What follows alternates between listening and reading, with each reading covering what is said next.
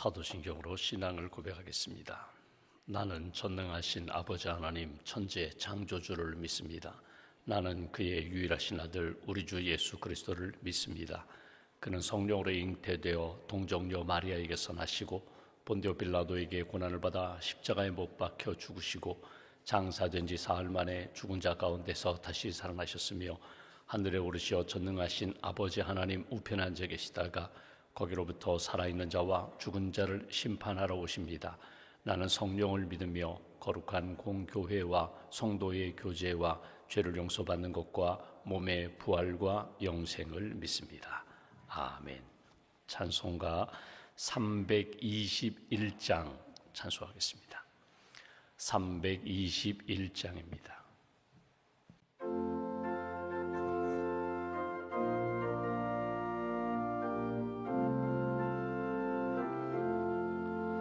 날 대속하신 예수께 내 생명 모두 드리니 늘 진실하게 하소서.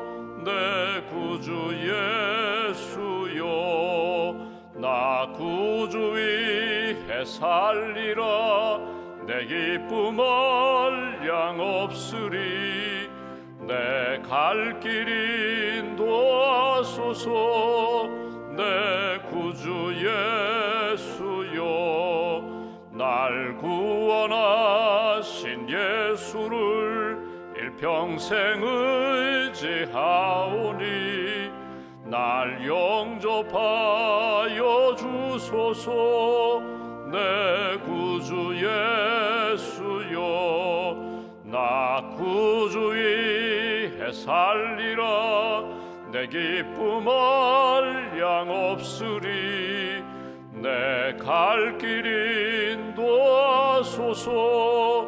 내 구주 예수여, 주 십자가에 달리사 날 자유하게 했으니 내 몸과 마음을 주 위해 다쓰게 하소서. 나 구주 위해 살리라. 내 기쁨 한량 없으리. 내 갈 길 인도하소서. 내 구주 예수. 3절입니다. 주 십자가에 달리사 날 자유하게 했으니 내 몸과 마음을 주 위에 다쓰게 하소서. 나 구주 위해 살리라. 내 기쁨 한량 없으리. 내 갈 길 인도하소서. 내 구주 예수여.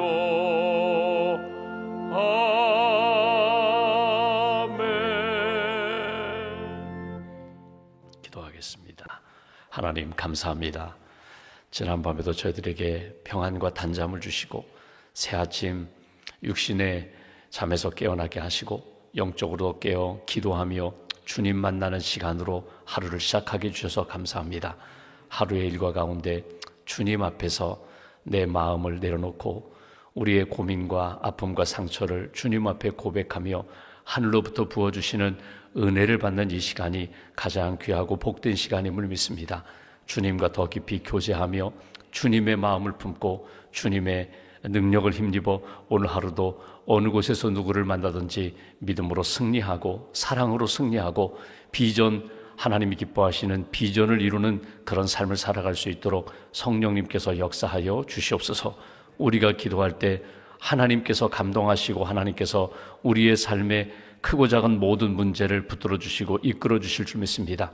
기도할 때 우리 앞에 있는 태산이 평지가 되고 여리고 도성이 무너지고 우리 앞에 있는 사막의 길과 강이 새롭게 만들어지는 줄 믿습니다. 하나님, 우리가 기도하오니 하나님의 선한 뜻 이루어 주시고 나를 통하여 하나님의 영광이 나타나고 예수 그리스도의 복음의 역사가 나타나는 귀한 인생 될 수 있도록 축복하여 주시옵소서. 가정을 위하여 기도하는 사랑하는 성도님들의 기도를 선하게 응답하여 주시고, 믿음의 가정, 베델의 가정, 하나님 주인 되시는 가정, 하나님 앞에 예배드리고 믿음으로 사랑으로 승리하는 복된 가족들로 주님 굳게 세워 주시옵소서. 멀리 떨어져 있는 우리의 가족들 어느 곳에 있든지 주님, 하나님 믿음의 경건함을 잃어버리지 않게 하시고 하나님을 잘 섬기는 복된 길 걸어갈 수 있도록 은총 더하여 주시옵소서. 군에 가 있는 우리의 아들들 주님 기억하셔서 하나님 군에서도 믿음의 대장부가 되게 하시고 믿음의 성장이 있게 하시고 또 하나님이 주시는 비전을 품고 군생활 잘 마무리할 수 있도록 은총 더하여 주시옵소서. 고3 수험생들 우리의 아들, 딸들을 주님 기억하셔서 믿음과 지혜를 더하여 주시고 또 비전을 주셔서 수험생 준비하는 과정 가운데 어려움 없도록 연약하지 않도록 주께서 지혜와 강건함으로 늘 붙들어 주시옵소서. 또 여행 중인 사랑하는 교우들이 있습니다. 어느 곳에 가든지 주님과 동행하는 여정 되게 하시고 안전케 하시고 건강케 하시고 평안케 하시고 하나님이 주신 마음 잘 품을 수 있는 귀한 여정 될 수 있도록 주님 함께하여 주시옵소서. 오늘도 입원한 가정이 있습니다. 치료 과정 가운데 은혜를 덧입혀 주시고 영적으로 육신적으로 또 정서적으로 하나님 잘 회복될 수 있도록 크시는 총으로 붙들어 주시옵소서. 오늘도 하나님 주님 만나는 시간에 다시 한번 하나님이 내 안에 채워주시는 말씀을 확인하기를 원합니다. 하나님 비전을 확인하기를 원합니다. 기도하는 가운데 그거 놀라운 일들을 보여주시고 듣게 해주시고 깨닫게 해주시는 주님의 은총을 만날 수 있도록 도와주시옵소서. 하나님 선교지에서 사역하는 선교사님들을 주님 붙들어 주시고 특별히 이슬람권에서 회교권에서 사역하시는 선교사님들 핍박 가운데서 믿음 잃지 않고 귀한 사역 잘 감당할 수 있도록 능력의 팔로 붙들어 주시옵소서. 주님의 몸된 교회가 파송한 선교사님들, 협력하신 선교사님들 주님 은혜를 덧입혀 주시고 선교의 사역 믿음으로 잘 감당할 수 있도록 영적인 은혜와 능력으로 채워 주시옵소서. 내일 거룩한 주님의 날을 준비합니다. 모든 봉사자들, 직분자들에게 하나님을 정말 신실하게 믿고 따르고 충성된 길을 잘 걸어갈 수 있도록 힘을 더하여 주시옵소서. 오늘 하루도 섬기는 많은 분들, 남선교회, 여선교회, 청장여선교회, 교구에서 내일 주일을 준비하며 섬기는 모든 발걸음마다 손길마다 은혜의 손길로 주님 붙들어 주시고 평안과 감사함으로 주님 채워 주시옵소서. 믿음과 감사의 힘을 주 앞에 봉헌하오니 예물을 받으시고 구체적인 삶의 감사와 소망을 주님께서 기억하시고 선한 역사로 응답하여 주시옵소서. 한날의 삶을 주님께 맡깁니다. 오늘 하루도 하나님의 영광이 되게 하시고 신실하게 진실하게 정직하게 하나님 뜻 이룰 수 있는 복된 하루로 채워 주시옵소서. 우리 주 예수님의 이름으로 기도하옵나이다. 아멘. 오늘 말씀 누가복음 16장 말씀 보겠습니다.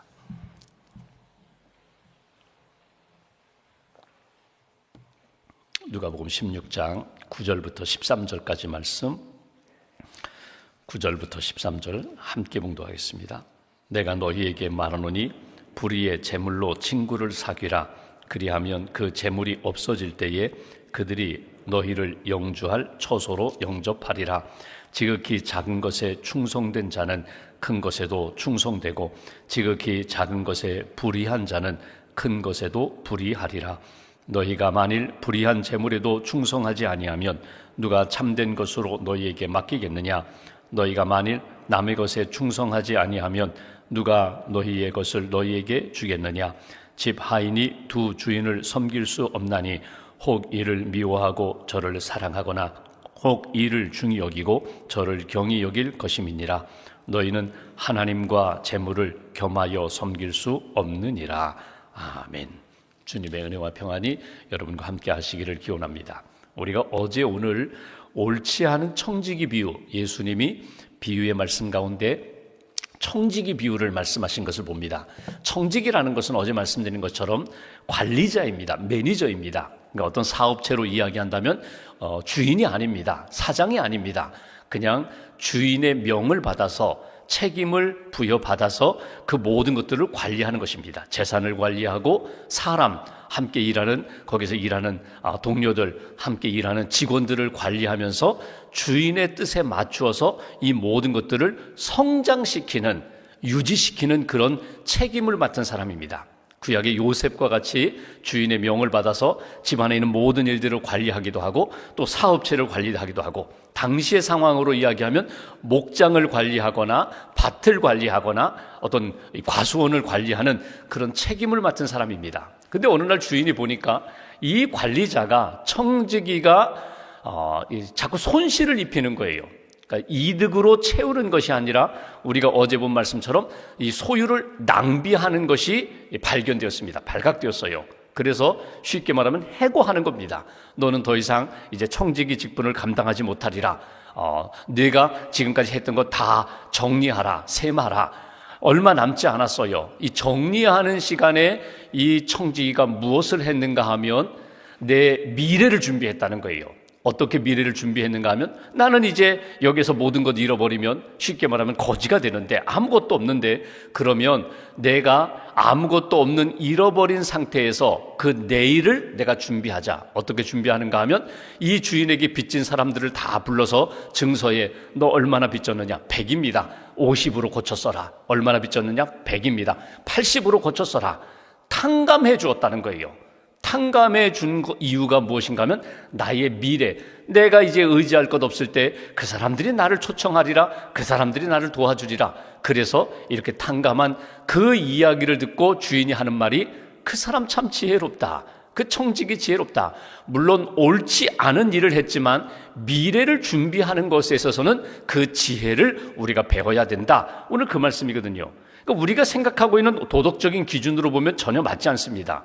여러분 보십시오. 이 비유에서 그렇게라도 해서 미래를 준비해라, 그런 이야기가 아닙니다. 세상에 그런 불의한 악한 청지기도 미래를 준비할 줄 아는데, 하물며 믿음을 가진 사람이, 예수님의 제자들이 하나님이 우리의 오늘과 내일을 주관하신다는 분명한 믿음을 가진 사람이라면, 이 세상에 불의한 청지기도 미래를 준비하는데, 너희들이 오늘 주어진 하나님이 내게 맡겨주신 것 가지고 더 선한 일을 하면서 하나님 앞에 진실되게 살고 충성하면서 미래를, 영원한 하나님의 나라를 준비하는 삶을 살아야 되지 않겠느냐. 오늘 그 말씀입니다.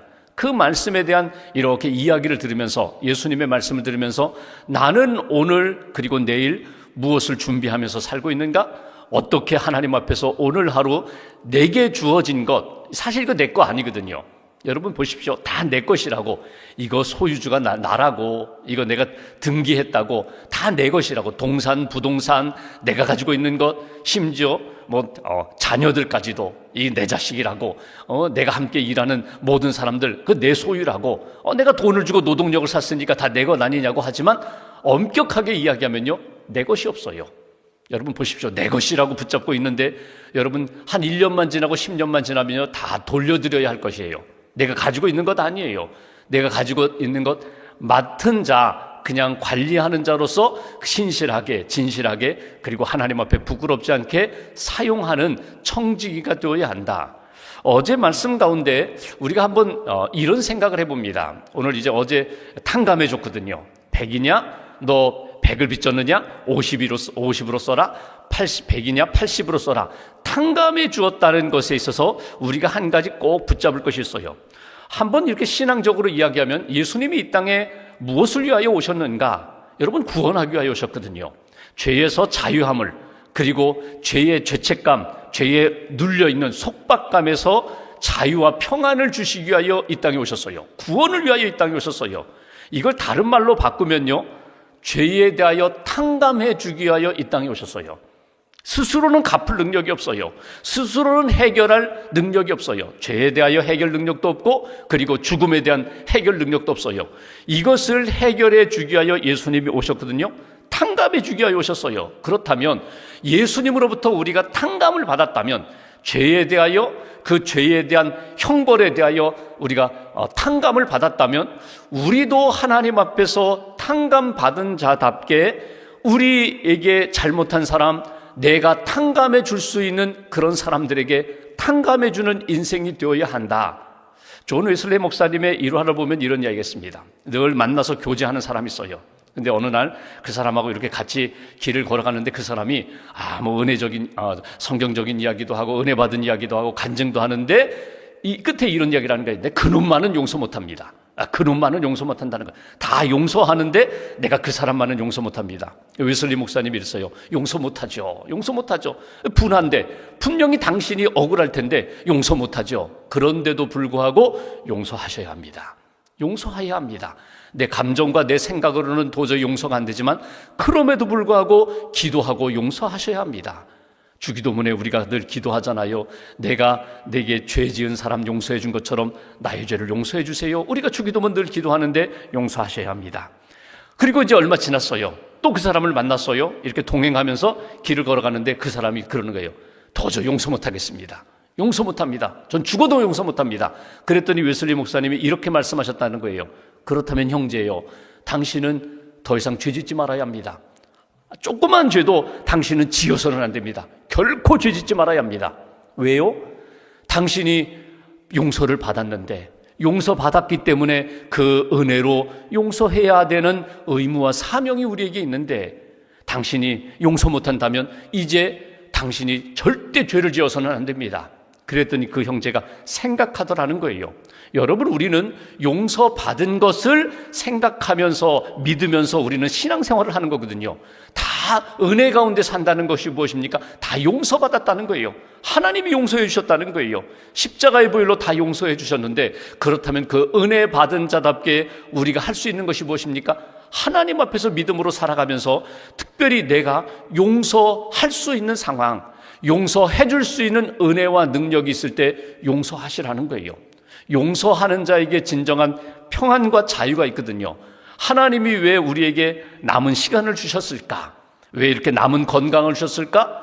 남은 은혜와 그리고 믿음과 이렇게 물질을 주셨을까? 베푸는 거거든요. 나누는 거거든요. 그리고 채워주는 거거든요. 용서하라는 거예요.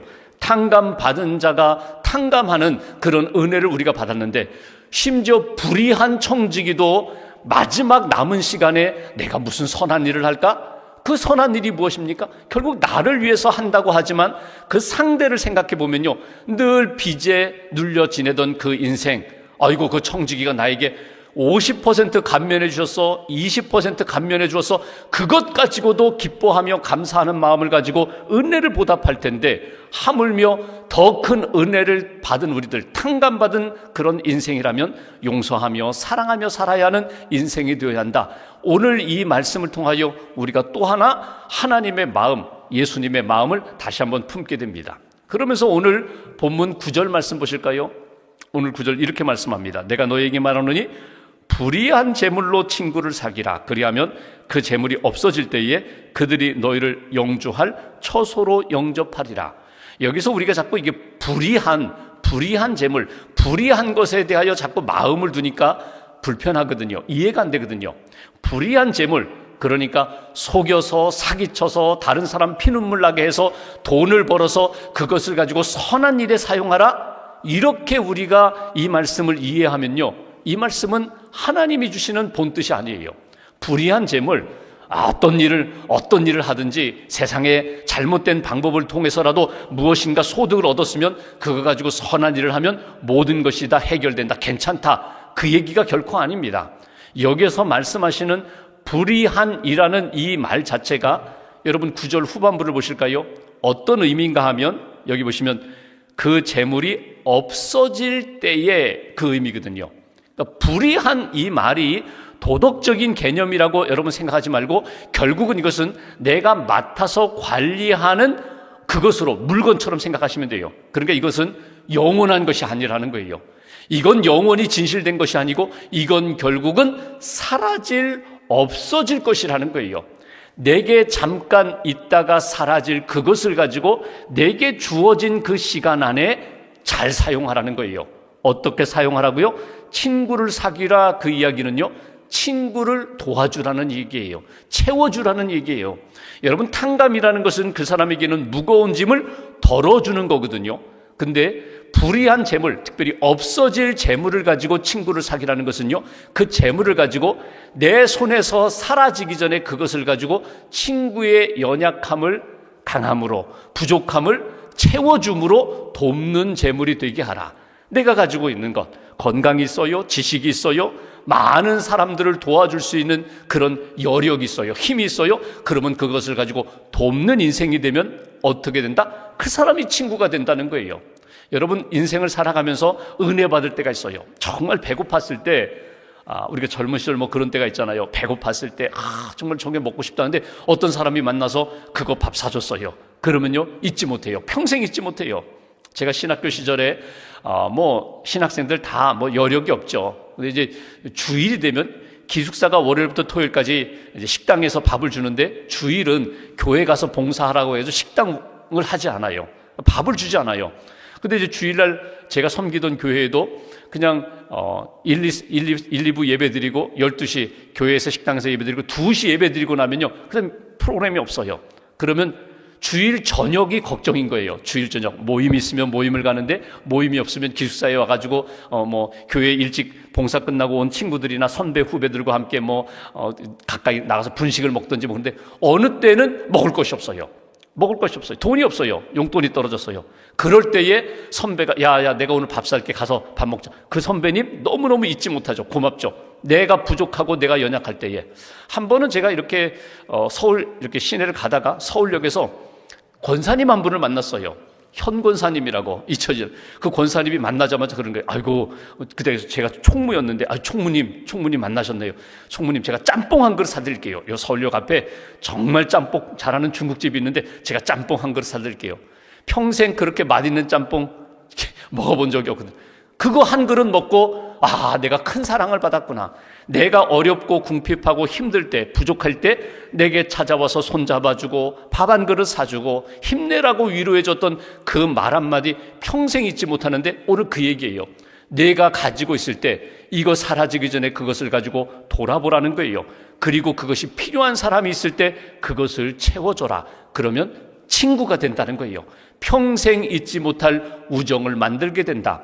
오늘 예수님의 이 말씀을 통하여 탕감해 주어라, 용서해 주어라, 그리고 내가 할 수 있을 때 그 사람의 짐을 덜어주는 인생, 부족한 것이 보일 때 채워주는 인생, 이거 그냥 가지고 있으면 썩어 사라지는데, 없어 사라지는데, 살아가기 전에 채워주는 인생이 되어라. 이것이 예수님의 말씀이고요. 한 가지 더 보면 10절부터 12절까지 계속 반복되는 용어가 하나 나옵니다. 그건 뭐냐면 충성이라는 말이에요.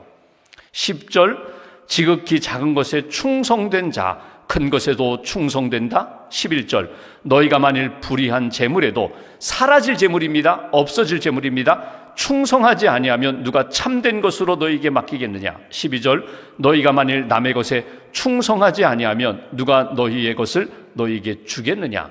여러분, 충성이라는 것은요, 이건 하나님 앞에서 하는 것이 충성이에요. 위를 향한 것이 충성이에요. 그러니까 같은 동격으로 이야기한다면, 사귐이라면 내 위에 계신 분 앞에 내게 맡겨주신 것을 가지고 진실하게, 신실하게 감당하는 것이 충성이에요. 청지기에 있어서 충성은 누구입니까? 내게 맡겨주신 분에게 그것을 잘 감당하는 게 충성이에요. 하나님 앞에 충성하는 것, 지극히 작은 것, 이거 맡겨주신 거예요. 이거 작은 것에 충성하는 자에게 큰 것을 맡겨주신다. 충성이라는 것에 대하여 강조한 예수님의 비유가 달란트 비유거든요. 5달란트, 2달란트, 1달란트 맡기고 왔는데 2달란트, 5달란트 받은 사람은 맡겨주신 그분의 뜻을 따라서 열심히 장사하고 남겨서 2배로 그 주인에게 내어놓죠. 1달란트 받은 사람은 그거 가지고 아이고 이거 잃어버리다가 주인에게 책망받을까봐 땅에 묻었다가 가지고 왔어요. 여러분, 그 주인이 뭐라고 얘기해요? 이 악하고 게으른 종이라고 말하잖아요. 내게 맡겨주신 그분에 대하여 내가 이것을 제대로 사용하지 못하면 이건 불충이거든요. 하나님이 우리에게 맡겨주신 것이 있어요. 오늘 4월 오늘 맡겨주신 것, 이거 가지고 하나님 앞에 잘 선용하시라는 거예요. 하나님 앞에 부끄럽지 않게 사용하시라는 거예요. 그리고 내가 대여한 거거든요. 잠깐 빌려 쓰는 겁니다. 빌려 쓰는 것이기 때문에 더 잘 관리하고 사용해야 돼요. 이거 내 것이니까 내 마음대로 쓰다가 이거 내가 손해봐도 이건 내가 책임이니까 이렇게 생각하지 마시고, 모든 것 하나님이 내게 맡겨주셨다. 생명도, 건강도, 몸도, 마음도, 지식도, 믿음도, 하나님이 내게 맡겨주신 모든 것들 함부로 사용하지 않고 내가 잘 사용하겠다, 절약하며 사용하여 하나님 기뻐하시는 뜻 이루겠다, 그 마음 가지고 하나님 앞에서 살아가야 된다. 요즘은 이제 목욕탕이나 사우나 잘 안 가는데, 예전에 보면 사우나에 가면은 이렇게 모르겠어요. 이 탕에 보면 입구에 이렇게 타올이 이렇게 쌓여 있잖아요. 그러면 내가 돈을 내고 들어와서 내가 목욕하니까 이 타올 내가 한 장을 써도 되고 5장을 써도 되고 10장을 써도 돼요. 근데 보면은 어떤 분들은 한 장, 2장을 가지고 몸 닦고 그냥 그렇게 사용하는 분이 있는가 하면, 어떤 분들은요 그냥 타올을 막 사용하는 분이 있어요. 그냥 한 장, 2장이면 넉넉한데 막 3장, 4장, 5장, 이거 그냥 얼마든지 사용할 수 있다. 여러분, 하나님이 내게 주신 것을 가지고 하나님 앞에서 여러분 잘 사용하셔야 돼요. 낭비하지 말고, 오늘 여기 이 청지기처럼 낭비하지 말고 하나님 앞에 충성된 삶을 살아야 된다. 그리고 이 비유의, 긴 비유의 결론 13절, 예수님이 이렇게 말씀하십니다. 집 하인이 두 주인을 섬길 수 없나니 호기를 미워하고 저를 사랑하거나 호기를 중히 여기고 저를 경히 여길 것임이니라. 너희가 하나님과 재물을 겸하여 섬길 수 없느니라. 결국은 재물이 주인이냐 하나님이 주인이냐, 이거 늘 생각하며 살아가라. 내 모든 것들, 심지어 나도 나의 주인이 하나님이심을 늘 기억하며 내게 맡겨주신 것 잘 관리하며 하나님 기뻐하시는 인생으로 살아라. 그것이 하나님을 향한 충성이고, 내게 맡겨주신 사람들을 잘 돌보고 섬기면서 진정한 사랑의 사귐이 될 수 있는 것이다. 오늘 말씀을 가슴에 새기고, 여러분 이렇게 우선순위를 정할 때 나부터 이렇게 시작하면요, 나부터, 그 다음에는 이웃, 그 다음엔 하나님. 여러분 이러면 어느 순간에 공허해지거든요. 하나님 먼저, 그리고 이웃을 위하여, 그 다음에 맨 마지막에 나. 이러면 하나님이 채워주시고 이웃의 은혜와 사랑 가운데 풍성한 인생이 된다는 것 여러분 잊어버리지 마시고, 오늘 비유의 말씀 가운데 우리가 붙들어야 할 것 딱 한 가지만 딱 붙잡으시고, 하나님 앞에 내가 오늘 어떻게 살아야 될까, 하나님이 무엇을 기뻐하실까 기도하며 주신 마음을 따라 믿음의 길 잘 걸어가시기를 주님의 이름으로 기원합니다. 기도하겠습니다. 오늘 말씀 붙잡고 함께 기도합니다. 이 아침에도 깨워주셨습니다. 새벽을 깨우며 기도할 때에 하나님 우리의 남은 하루의 시간도 은혜 가운데 인도해 주실 줄 믿습니다. 하나님의 나라와 의를 구하며 기도하는 모든 심령들 말씀으로, 성령으로 늘 채워주시고, 언제 어디서나 하나님의 선한 뜻 분별하며 믿음의 길 잘 걸어갈 수 있도록 은혜를 더하여 달라고, 우리의 아픔과 슬픔과 고민이 기도하는 가운데 평안으로 바뀌고 용기로 바뀌고, 또 하나님이 주시는 선한 역사, 그리고 믿음으로 변화되며 하나님 영광 돌리며 살아갈 수 있도록 우리의 삶을 지켜달라고, 주의 몸된 교회도 지켜주시고 가정도 지켜주시고 일터도 지켜주시고 이 나라의 민족 선교지도 하나님께서 붙들어 달라고 우리가 마음 모아서 함께 기도하겠습니다. 주님 감사합니다.